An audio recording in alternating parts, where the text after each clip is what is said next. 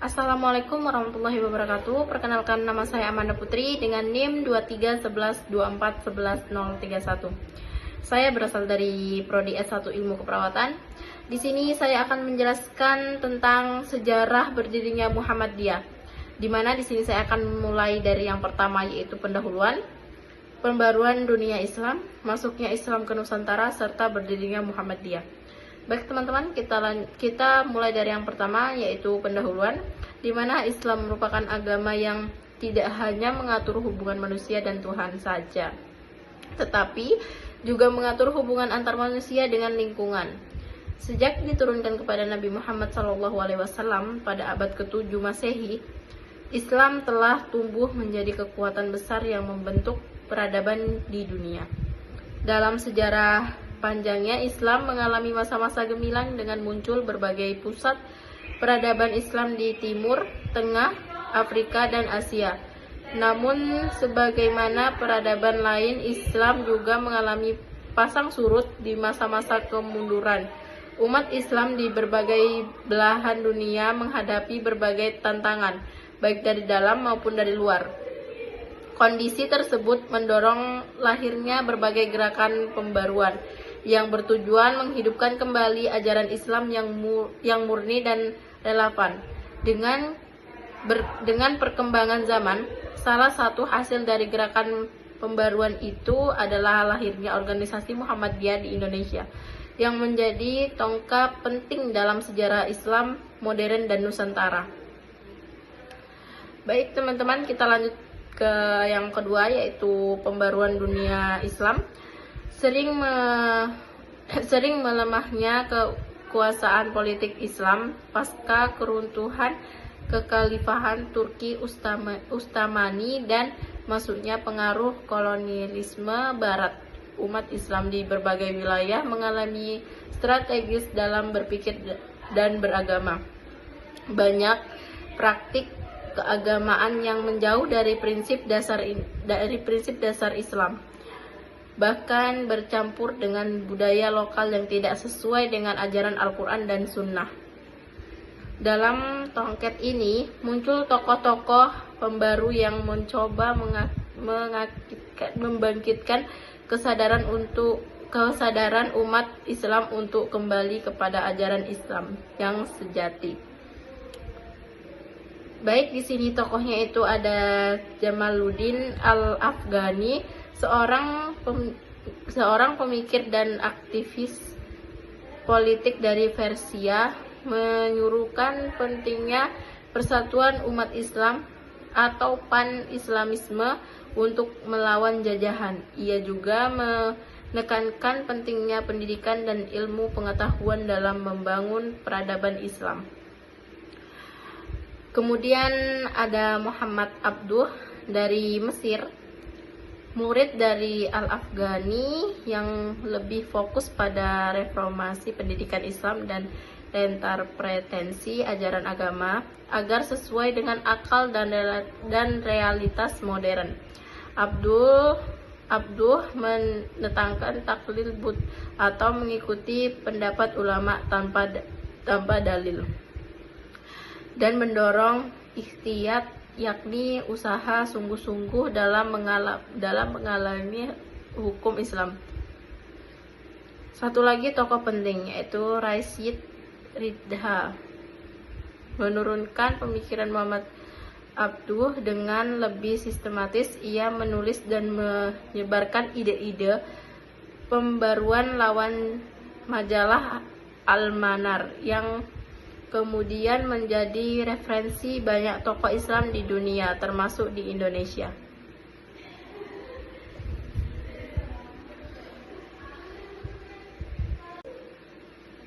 Kiai Haji Ahmad Dahlan.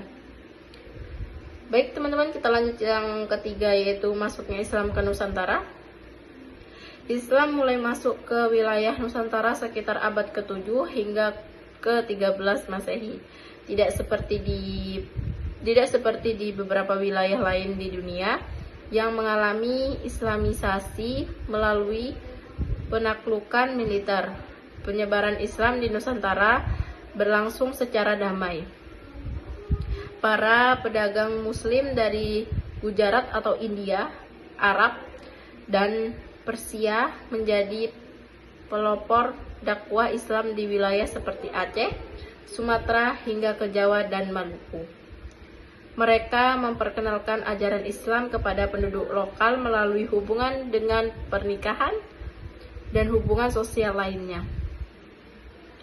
Proses penyebaran ini kemudian diperkuat oleh para ulama dan tokoh lokal, terutama yang dikenal sebagai Wali Songo. Di Pulau Jawa, mereka menyebarkan Islam dengan pendekatan kultural seperti melalui seni, pertunjukan atau wayang, gamelan, arsitektur, dan bahasa lokal. Dengan cara ini, ajaran Islam diterima tanpa menghilangkan identitas budaya masyarakat tersebut. Akibat dari proses Islamisasi yang damai dan bersahabat ini, berdirilah berbagai kerajaan Islam di Nusantara seperti Samudra, Pasai, Kesultanan Malaka, Demak, Banten, Cirebon, hingga Mataram Islam. Kerajaan-kerajaan ini tidak hanya menjadi pusat kekuasaan, tapi juga menjadi pusat penyebaran agama dan kebudayaan Islam. Masyarakat Muslim tumbuh dengan kepercayaan dan tradisi yang kuat, meskipun dalam beberapa kasus terdapat sinkretisme, yakni percampuran ajaran Islam dengan tradisi lokal yang tidak sejalan dengan prinsip Islam. Baik, kita lanjut yang keempat, yaitu berdirinya Muhammadiyah. Memasuki abad ke-20, kondisi umat Islam di Indonesia menghadapi berbagai tantangan. Di satu sisi, penjajahan Belanda telah melemahkan kekuatan politik dan ekonomi umat. Di sisi lain, praktik-praktik keagamaan yang tidak sesuai ajaran Islam meluas. Banyak masyarakat yang terjebak dalam kebiasaan mistik, tahayul, dan biadah. Dalam konteks inilah muncul seorang tokoh yang menjadi pelopor gerakan pembaruan Islam di Indonesia, yaitu Ki Haji Ahmad Dahlan. Lahir di Yogyakarta pada tahun 1868. Ahmad Dahlan menimba ilmu agama sejak kecil dan kemudian melanjutkan pendidikan ke Mekah. Di sana ia telah hanya belajar ilmu agama, tetapi juga bersentuhan dengan ide-ide pembaruan yang tengah berkembang di Timur Tengah, termasuk pemikiran Muhammad Abduh dan Rashid Ridha. Sekembalinya ke tanah air, Ahmad Dahlan membawa semangat untuk meneruskan ajaran Islam dari praktik-praktik yang tidak berdasar dan membangun sistem pendidikan yang modern. Pada tanggal 18 November 1912, Kiai Haji Ahmad Dahlan secara resmi mendirikan organisasi Muhammadiyah di Kauman, Yogyakarta. Tujuan utama berdiri Muhammadiyah adalah untuk mengembalikan ajaran Islam kepada sumbernya, yaitu Al-Quran dan hadis, serta untuk membina utama agar memiliki wawasan keislaman yang murni, rasional, dan terbuka terhadap kemajuan zaman. Muhammadiyah juga menaruh perhatian besar kepada pendidikan. Ki Haji Ahmad Dahlan mendirikan sekolah-sekolah Islam dengan kurikulum modern yang memandukan pelajaran agama dan ilmu pengetahuan umum. Langkah ini dianggap sangat progresif pada masanya. Dia juga mendorong pemberdayaan masyarakat melalui pelayanan sosial dan kesehatan, seperti mendirikan rumah sakit dan panti asuhan. seksi tempat mendapat penolakan, terutama dari kalangan yang masih kuat memegang tradisi lama. Dakwah Ki Haji Ahmad Dahlan terus berkembang.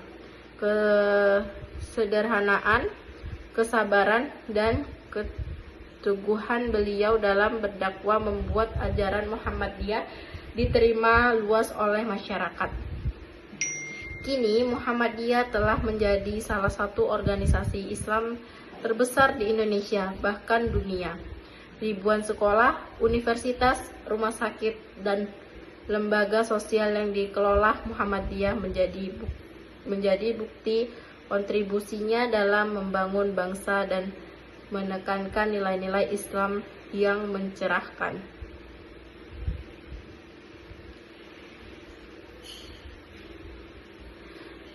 Baik teman-teman, karena sudah selesai, ini materi yang bisa saya sampaikan dan saya ketahui. Mungkin ini saja yang bisa saya sampaikan. Sekian dan terima kasih. Wassalamualaikum warahmatullahi wabarakatuh.